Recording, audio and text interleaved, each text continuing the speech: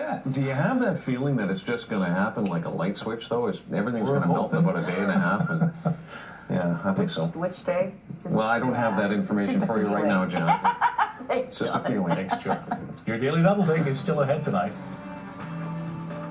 Walking by, you'd never know it, but inside this rabbit hole is one of the coolest snow forts I've ever seen. Coming up during CKY News, I'll take you inside.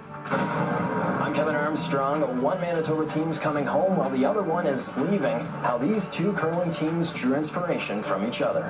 This may be the coolest and biggest snow fort you've ever seen. I've been doing this ever since I was a kid. Started off making snow forts, just playing around in the snow.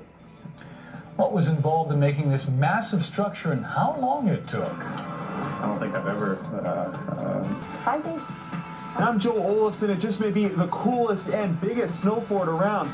Keep watching CKY News. I'll give you a tour.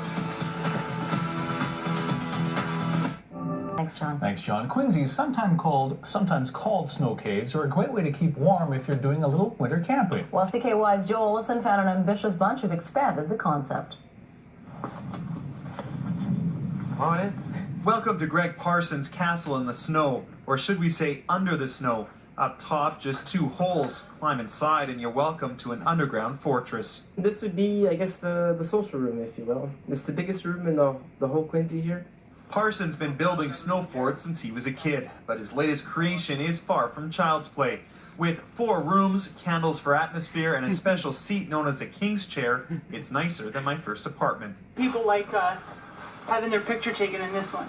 Now there's plenty of seating and cushions as well. Up to 20 people can sit here at a time comfortably. Now I'm over 6 feet tall and I can stand with plenty of room to spare. It took them months to create this snow palace, and they say it's been worth the effort. Sounded like a place to party. Something to do on Friday nights. And cheap entertainment. No matter how cold it is outside, it's always warmer in here. It's really nice.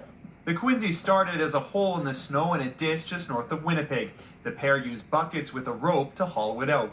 One person fills in the bottom and the other person hauls it up, and then everything that goes out from underneath has to go over top of where you put it or where you took it from. A marker on the roof makes sure there are no cave-ins. So right now above us, at the thinnest spot, there's at least 2 feet of snow. So it's really strong, really thick, and really solid.